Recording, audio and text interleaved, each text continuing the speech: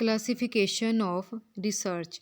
जब हम रिसर्च की क्लासिफिकेशन करते हैं तो हमें पता चलता है कि रिसर्च की टू टाइप्स हैं। एक है classification of research by methods, या फिर हम ये कह सकते हैं types of research by methods, और सेकंड वन है types of research by purpose. यहाँ पर सबसे पहले है types of research by purpose. Purpose किसे कहते हैं? मकसद को। यहाँ पर जो रिसर्च की 5 टाइप्स हैं, हर एक टाइप का एक अपना ही पर्पस है। जब हम रिसर्च को पर्पस के लिहाज से क्लासीफाई करते हैं तो हम देखते हैं इसकी 5 टाइप्स हैं। फर्स्ट है अप्लाइड रिसर्च, देन है बेसिक रिसर्च, इसके बाद है एक्सप्लोरेटरी रिसर्च, इसके बाद है डिस्क्रिप्टिव रिसर्च, फिर है एक्सपेरिमेंटल रिसर्च। यहाँ पर हमारे पास पहली जो टाइप है वो है अप्लाइड रिसर्च। अप्लाइड रिसर्च को हम लोग फील्ड रिसर्च भी कहते हैं, इसके अलावा इसको फंडामेंटल रिसर्च भी कहा जाता है।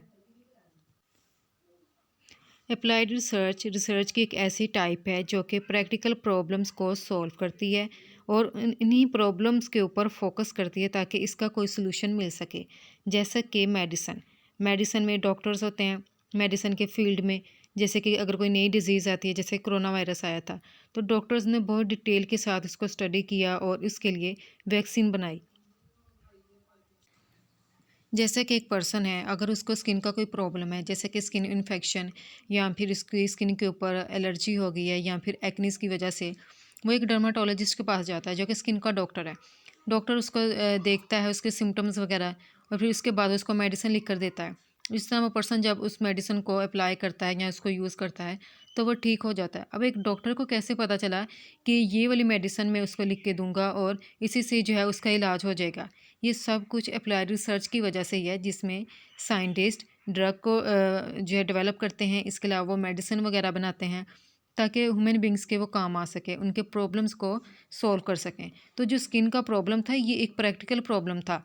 यहाँ पर हमने इन्हीं प्रैक्टिकल प्रॉब्लम्स को सॉल्व करना होता है। इसीलिए अप्लाइड रिसर्च ज़्यादातर मेडिसिन में यूज़ की जाती है। इसके अलावा इसकी कुछ और एग्जांपल भी है, जैसा कि एक्शन रिसर्च है। इसमें एक्शन रिसर्च की एक ऐसी टाइप है जिसमें एक बंदा किसी कम्युनिटी के साथ काम करता है या किसी ऑर्गेनाइजेशन के साथ काम करता है, वहाँ पर प्रॉब्लम्स को आइडेंटिफाई करेगा और इसको सॉल्व करेगा। इसकी जो बेस्ट एग्जांपल है वो है एजुकेशन। जैसे कि एक टीचर है, वो अपने स्टूडेंट को मैथ पढ़ाता है। वो ये देख रहा है कि जब वो मैथ का टेस्ट लेता है तो स्टूडेंट के मार्क्स बहुत कम आते हैं, इनके बहुत ज़्यादा पुअर ग्रेड है, उनके लो मार्क्स हैं। अब वो टीचर को परेशानी होती है कि शायद मेरा टीचिंग मेथड अच्छा नहीं है, या फिर हो सकता है कि क्लास में स्टूडेंट ही पार्टिसिपेट ही नहीं कर रहे सही तरीके से, वो उसके लेक्चर को अंडरस्टैंड ही नहीं कर रहे, कि ये वाली रीज़न भी हो सकती है। तो अब टीचर इस प्रॉब्लम को खुद अकेला सॉल्व नहीं करेगा, बल्कि वो किसी ऑर्गेनाइजेशन या किसी डिपार्टमेंट का जो चेयरमैन है उसके साथ वो बात करेगा, प्रिंसिपल के साथ बात करेगा, ताकि सारे टीचर्स जो हैं वो मिलकर बैठ सकें, किसी एजुकेशन स्पेशलिस्ट को वहाँ पर लेकर आएंगे ताकि वो इस प्रॉब्लम को सॉल्व कर सके और वो हमें कुछ तरीक़ेकार बताएं ताकि जो स्टूडेंट्स हैं वो मैथ की क्लास में दिलचस्पी भी ले सकें और उनके जो मार्क्स हैं वो इम्प्रूव हो सकें। इसके अलावा सेकंड जो है इसकी एग्जांपल वो है एवेल्यूएशन रिसर्च। एवेल्यूएशन रिसर्च किसे कहते हैं? कि जब हम किसी प्रोग्राम की, किसी पॉलिसी की इफ़ेक्टिवनेस को चेक करना चाहते हैं। एवेल्यूएशन का मतलब होता है ना असेस करना, किसी चीज़ को असेस करना। तो यहाँ पर हम किसी चीज़ को असेस करते हैं, किसी प्रोग्राम को, किसी पॉलिसी को, कि वो कितनी इफ़ेक्टिव है। जैसा कि एवेल्यूएशन रिसर्च जो है ये हेल्थ केयर वगैरह के डिपार्टमेंट में भी यूज़ की जाती है। जैसे कि साइंटिस्ट वगैरह उन्होंने कोई नया ड्रग बना लिया है, वो चाहते हैं कि बजाय ये कि हम लोग पहले लोगों को लगाएं, पब्लिक को दें, तो हमें सबसे पहले इसका एनिमल के ऊपर टेस्ट करना चाहिए। तो इसलिए वो जो माइस हैं यानी कि चूहे वगैरह, वो उनके ऊपर इसका टेस्ट करते हैं कि इस ड्रग का इनके ऊपर क्या असर है, और फिर ही वो पब्लिक के पास आता है ड्रग उनके यूज़ के लिए। तो डायरेक्टली जो है वो ह्यूमन बींग्स के ऊपर एक्सपेरिमेंट नहीं करते, बल्कि पहले एनिमल्स के ऊपर करते हैं। इसके बाद थर्ड इसकी एग्जांपल है टेक्नोलॉजी डेवलपमेंट। टेक्नोलॉजी डेवलपमेंट क्या है? जैसे कि आईटी के शोबे में जो लोग काम करते हैं, कंप्यूटर के शोबे में जो काम करते हैं, वो सॉफ्टवेयर को डेवलप करते हैं, हार्डवेयर को डेवलप करते हैं। तो वो सॉफ्टवेयर और हार्डवेयर को फिर चेक करते हैं कि ये कितना इफ़ेक्टिव है और ये हमारे प्रॉब्लम्स को किस हद तक सॉल्व कर सकता है। मेडिसिन के फील्ड में जैसे कि मुख्तलिफ मेडिकल डिवाइसेस वगैरह डेवलप की जाती हैं। जैसे कि आप लोगों ने अक्सर सुना होगा, लोग कहते हैं कि फ़लाँ का बड़ा ऑपरेशन हुआ, और वहाँ पर जो वो सूटर्स वगैरह लगाते हैं ना, जैसे कि टाँके वगैरह, वो कुछ जो डॉक्टर्स होते हैं वो मशीन के साथ लगाते हैं और वो बहुत बारीकी के साथ लगे होते हैं। तो इसके अंदर टेक्नोलॉजी डेवलपमेंट के अंदर ये मशीनें भी आती हैं, मेडिकल डिवाइसेस, कि उनको डेवलप किया जाता है, फिर चेक किया जाता है कि वो कितनी ज़्यादा इफ़ेक्टिव है, कि क्या वो हमारे प्रॉब्लम्स वगैरह को सॉल्व कर रही हैं। नेक्स्ट यहाँ पर हमारे पास जो टाइप है वो है बेसिक रिसर्च। बेसिक रिसर्च एक ऐसी रिसर्च की टाइप है जो कि फंडामेंटल प्रिंसिपल्स के ऊपर और कॉन्सेप्ट्स वगैरह के ऊपर फोकस करती है। बेसिक रिसर्च को प्योर रिसर्च भी कहा जाता है। ये रिसर्च की एक ऐसी टाइप है जो कि ज़्यादातर आप लोग ये सोच सकते हैं कि यूनिवर्सिटीज़ के अंदर जो रिसर्च होती है वो बेसिक रिसर्च ही होती है। इसके अलावा कुछ रिसर्च इंस्टीट्यूशंस होते हैं, उनके अंदर जो रिसर्च होती है वो भी बेसिक रिसर्च ही होती है। बेसिक रिसर्च के लिए जो पैसा होता है वो कहाँ से आता है? गवर्नमेंट एजेंसीज़ वगैरह देती हैं। इसके अलावा फाउंडेशंस वगैरह और जो प्राइवेट ऑर्गेनाइजेशन है वो इस रिसर्च को कैरी आउट करने के लिए पैसे देती हैं। जैसे कि अगर एक फैक्ट्री है, उसको किसी किस्म का कोई प्रॉब्लम है, उसका प्रॉब्लम क्या है? जैसे कि उसका जो गंदा आलूदा पानी है वो फैक्ट्री से बाहर जाता है और वहाँ पर फसलों को फिर लगता है, तो फसलों के ऊपर तो तबाही आ गई है। अब फैक्ट्री के लोग क्या चाहते हैं कि वो गंदा पानी बाहर ना निकले, उसका कोई हल तलाश किया जाए। तो रिसर्चर ये हल तलाश करेंगे कि जो पानी बाहर निकलेगा, निकलने से पहले उसे फ़िल्टर किया जाए, ताकि जितनी भी उसमें मैटर्स वगैरह हो हम लोग उसको रिकवर कर सकें और पानी जो है वो साफ़ सुथरा होकर बाहर निकले। तो बेसिक रिसर्च जो है इन चीज़ों के ऊपर फोकस करती है, फंडामेंटल प्रिंसिपल्स के ऊपर और कॉन्सेप्ट्स के ऊपर। इसके बाद बेसिक रिसर्च के मुख्तलिफ टाइप्स हैं, उसके एग्जांपल्स हैं, जैसे कि थ्योरेटिकल रिसर्च। थ्योरेटिकल रिसर्च हम लोग किसे कहते हैं? ये रिसर्च की एक ऐसी टाइप है जिसमें हम लोग थ्योरीज़ को डेवलप करते हैं, इसके बाद हम लोग इसे टेस्ट करते हैं। लेकिन ये थ्योरीज़ किस चीज़ के बारे में होती है? ये मैटर के बारे में होती है और एनर्जी के बारे में होती है। सेकंड इसकी जो एग्जांपल है वो है जेनेटिक रिसर्च। जेनेटिक रिसर्च जो कि हमारे जीन्स के ऊपर, हमारे डीएनए के ऊपर कैरी आउट की जाती है। जैसे कि अगर एक शख्स है, उसको कैंसर हो जाता है, तो ये जो है कैंसर के ऊपर जो रिसर्च की जाएगी वो जेनेटिक रिसर्च होगी।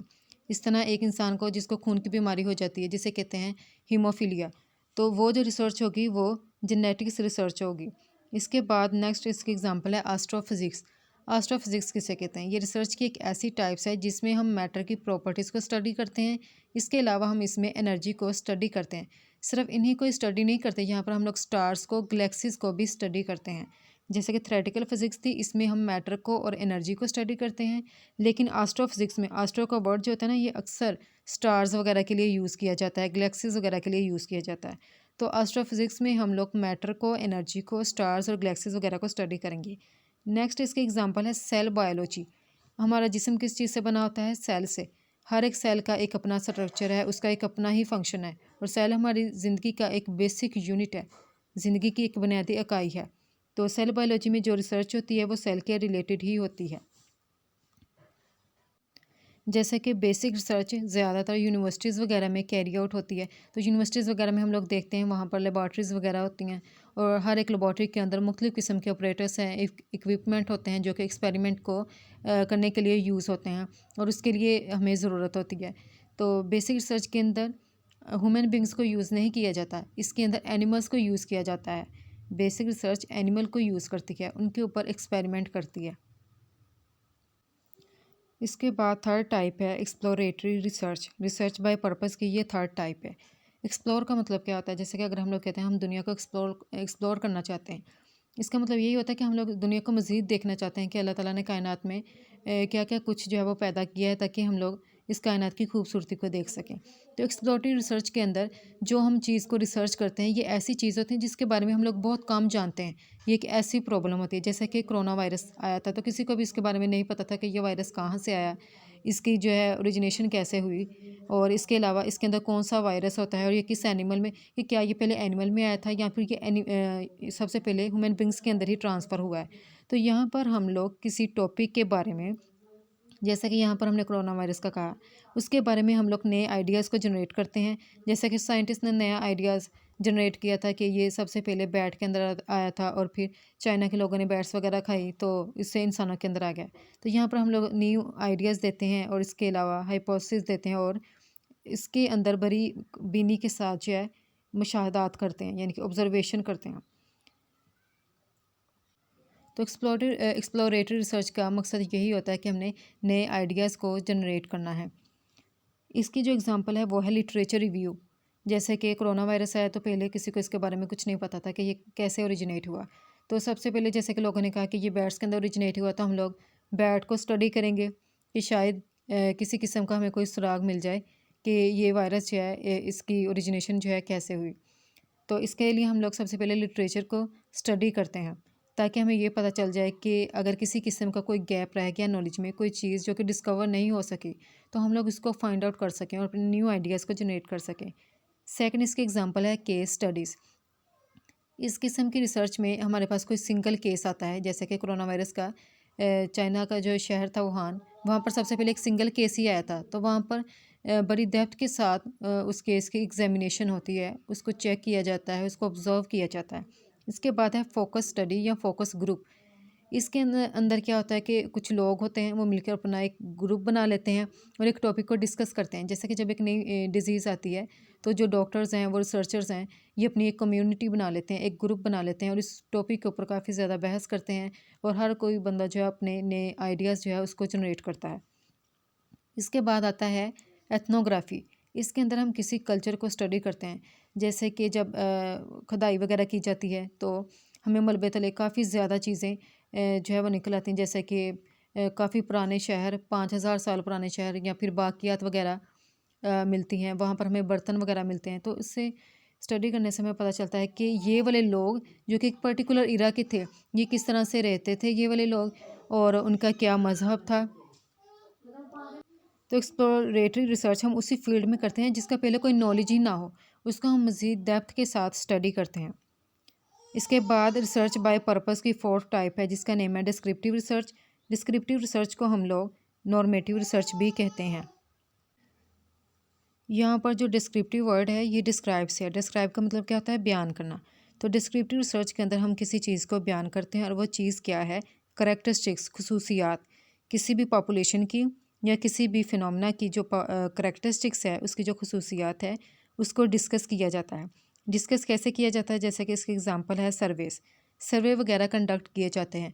अब सर्वे जैसे कि फ़ोन के ऊपर भी होते हैं ऑनलाइन, इसके अलावा वैसे भी पेपर्स वगैरह जो होते हैं उसके ऊपर भी सर्वे कंडक्ट करवाया जाता है और इससे हम लोगों के एटीट्यूड के बारे में, उनके बिलीव्स, उनके बिहेवियर के बारे में इंफॉर्मेशन को इकट्ठे करते हैं। जैसे कि एक साइकोलॉजिस्ट है, वो सर्वे वगैरह करवाया गया कि पाकिस्तान में कितने फ़ीसद लोग जो है वो हैप्पी हैं। तो अगर हम कहें कि 58% लोग हैं, तो वहाँ पर वो मुख्तलिफ़ किस्म के क्वेश्चन पोज करता है, लोग जो है उनको आंसर करते हैं और ये एमसीक्यूज़ की फॉर्म में भी हो सकते हैं, इसके अलावा शॉर्ट क्वेश्चन की फॉर्म में भी हो सकते हैं और सर्वे रिजल्ट से फिर हमें पता चलेगा कि कितने फ़ीसद लोग हैप्पी हैं। इसके बाद है नेक्स्ट ऑब्जर्वेशन। इसमें हम केयरफुली किसी चीज़ को ऑब्ज़र्व करते हैं। किसी चीज़ को ऑब्ज़र्व कैसे करते हैं? उसकी नेचुरल सेटिंग के अंदर ही हम करते हैं। तो जो ऑब्ज़र्वेशन है किसी भी चीज़ की, एक पर्सन भी कर सकता है, हम किसी किस्म की कोई टेक्नोलॉजी के ज़रिए भी कर सकते हैं। जैसे कि अगर एक पेशेंट है, अगर वो बीमार है, हम लोग उसकी सिम्टम्स ऑब्ज़र्व करना चाहते हैं। अब एक जो डॉक्टर है वो काफ़ी दूर अगर रहता हो, तो हम लोग वीडियो रिकॉर्ड करके भी उसे भेज सकते हैं, ताकि वो उसको इस तरह से भी ऑब्ज़र्व कर सके। इसके बाद है सेंसस। सेंसस किसे कहते हैं? मरदमशुमारी को। यहाँ पर पॉपुलेशन के अंदर यानी कि आबादी के अंदर हर एक मेंबर का डेटा जो है उसको इकट्ठा किया जाता है। इकट्ठा किया जाता है और इसमें हम क्या देखते हैं कि यहाँ पर इस मुल्क के अंदर जैसे कि 20 साल के कितने लोग हैं, जी वो इतने लाख हैं या इतने करोड़ में हैं। मेल और फीमेल कितने हैं पाकिस्तान के अंदर, तो हम लोग बता देते हैं कि 51% जो है मेल है और जो 49% है वो फीमेल है। इस तरह हम इनकम बताते हैं कि पाकिस्तान के जो लोग हैं वो माहाना और सालाना कितनी इनकम एवरेज जो है वो अर्न करते हैं।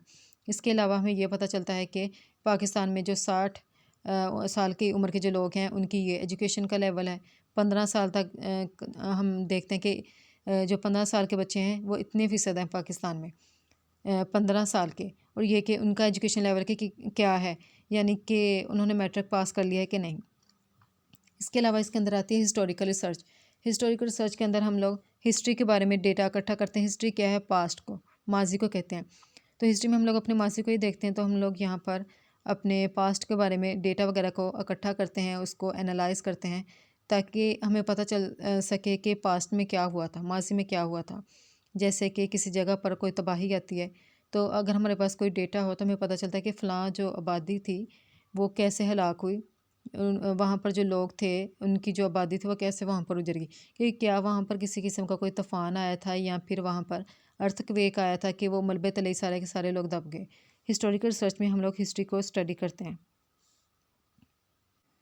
फिफ्थ इसकी टाइप है एक्सपेरिमेंटल रिसर्च। यहाँ पर हम लोग एक्सपेरिमेंट को प्लान करते हैं, उसको कंडक्ट करते हैं, फिर हम देखते हैं कि हमारे एक्सपेरिमेंट का हमारे पास क्या रिज़ल्ट आया है। इसके अंदर आते हैं सबसे पहले लेबॉर्ट्री एक्सपेरिमेंट। यहाँ पर हम लोग लेबॉर्ट्री वगैरह के अंदर एक्सपेरिमेंट करते हैं। फील्ड एक्सपेरिमेंट वगैरह आते हैं इसके अंदर, जो कि किसी फील्ड वगैरह के अंदर किए जाते हैं, जैसे कि स्कूल वगैरह में करते हैं, वर्क प्लेस वगैरह पर करते हैं। और इसके बाद इसमें RCTs है। RCTs का मतलब होता है रैंडमाइज्ड कंट्रोल ट्रायल्स। तो इस किस्म की जो रिसर्च होती है, इसके अंदर हम लोग जो पार्टिसिपेंट होते हैं उनको कोई ना कोई काम असाइन कर देते हैं। मुख्तलिफ़ किस्म के ग्रुप्स हैं, उनको हम कोई ना कोई काम जो है वो असाइन कर देते हैं। फिर देखते हैं कि एक ग्रुप ने कैसा काम किया है, दूसरे ग्रुप ने कैसा काम किया है। फिर उनकी जो आउटकम्स हैं, उनके जो रिज़ल्ट्स हैं, उनको आपस में कंपेयर करते हैं।